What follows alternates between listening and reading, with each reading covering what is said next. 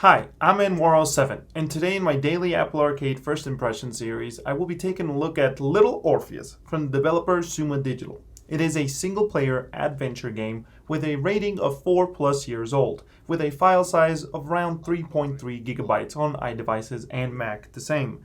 It supports 13 plus languages, and it is playable on iPhone, iPad, Mac, and Apple TV, plus iPod Touch. The game is a 3D side-scrolling platform, I would say, with impressive graphics and interesting story. I quickly came to like the main characters, especially the main protagonist. And the world looks and feels good. By the way, I treat the T-Rex as a main character. Change my mind in the comment section below. But one thing though, I do wish that the blur or psychedelic effect was toned down on Mac, but more on that later. I was able to play the game for about 30 minutes and I really enjoyed it. The story is intriguing and mysterious, yet funny and a bit of comedic or with light jokes on the side. The situation that you're presented with at first, at the start of the game, seems serious, like in a deadly way. But the main protagonist counterbalances that seriousness with light joking and honesty mixed with funny noises when things are going south. The world itself sounds great too and feels great, especially on the iPhone with the OLED display. The game runs just fine on the iPhone 11 Pro Max, is where I was able to test it on, and the controls can't be changed, but this time I wouldn't say sadly, because there is not much to do in the sense that the game has, just go right, left, jump, move stuff, and that's it. So it's not a big deal, except sometimes the responsiveness or the UI feedback is missing, at least for me. What I mean by that is that sometimes it feels like you can't tell if you or the game registered what you wanted to do or it wanted you to do. Like, it feels like there's a disconnect at times, like it should have worked but it didn't. I feel like there needs to be a bit more feedback as to where and how I swiped, especially in tense moments when using my eyes would be useful, or to tell if I activated what I wanted to activate as to action in the game or movement or jumping.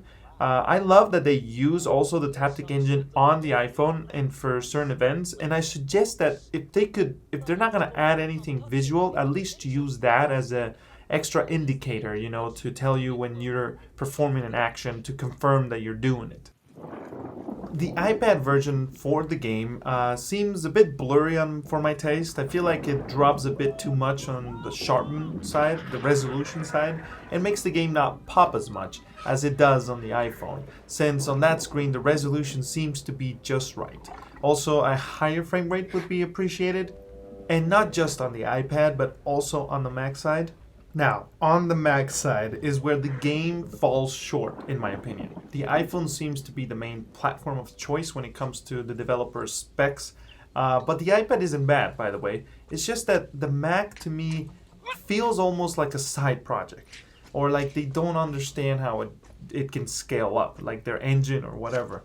The blur or the psychedelic filter is a bit too much, in my opinion, on the iMac, and especially due to the low resolution, making it feel like it's just a little too harsh and obvious. It distracts from the overall experience. Even on my iMac Pro base model that I have, which I'm sure can run the game at much better resolutions, there is also no settings for the graphics besides a slider from low to ultra, which ultra seems lacking in the frame rates and resolution department, since it seems to stagger or even drop frames quite often on the iMac Pro. Still playable though, and the keyboard controls are nice and fit just fine and feel good. Plus, you get to use the controller if you wish to with the game, which I will check out in the review. If you would like me to make one, I will, and I can share more and in better depth the details about the game.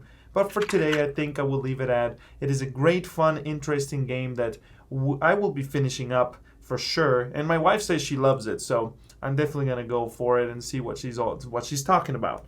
But I can suggest that you play it on the iPhone. The iPad is fine too, but if you can on the iPhone, since on Mac it is a lesser quality of an experience, visually and sound too, by the way. I forgot to mention that the sound coming from the speakers it felt less quality than on the iMac Pro than it did on the iPhone and iPad devices. So to finish off, don't forget to please hit the subscribe button with the bell activated and a like, and so you get notified whenever a new video comes out for the Apple Arcade or Xbox Game Pass challenges and the whatnots. Also, take tips if you have any and you would like me to make a video, just let me know and I'll make it for you. By the way, the game, even though I do critique it quite a bit in this video, I am just baffled. Like, no, not baffled. Like, I'm intrigued. I am deeply intrigued by it.